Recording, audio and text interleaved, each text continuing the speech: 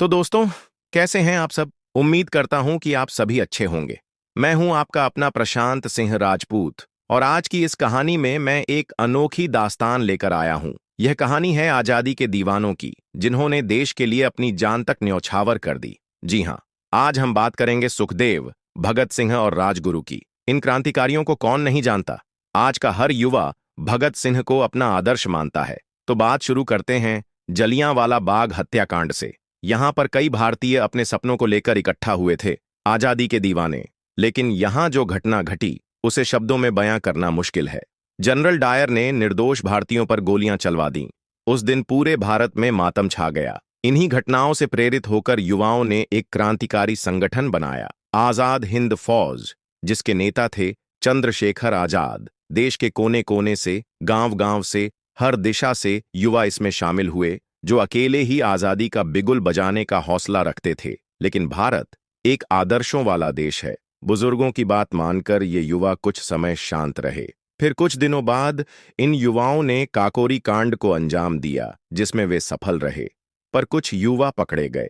फिर भी हिम्मत नहीं हारी। उन्होंने मारपीट कर अपने साथियों को छुड़ा भी लिया। यहीं से भगत सिंह पहली बार पूरे देश में चर्चा में आ गए। इसके बाद इन युवाओं ने जलियांवाला बाग की घटना का बदला लेने का निर्णय लिया। उन्होंने पूरी योजना बनाई, जिसमें चंद्रशेखर आजाद, भगत सिंह, बटुकेश्वर दत्त, राजगुरु, सुखदेव और अन्य युवाओं ने मिलकर जनरल डायर को मारने की योजना बनाई।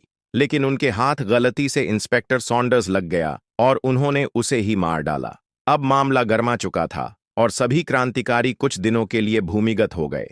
नरम दल के नेता गरम दल से नाराज हो गए, लेकिन युवाओं का जोश कम नहीं हुआ। गांधी जी और उनके समर्थकों के सामने ये युवा डट गए। एक दिन भगत सिंह ने कहा, गोरे बहरे हो गए हैं, अब धमाके की जरूरत है, तभी सुनेंगे। बटुकेश्वर दत्त और भगत सिंह इस कार्य के लिए तैयार हुए।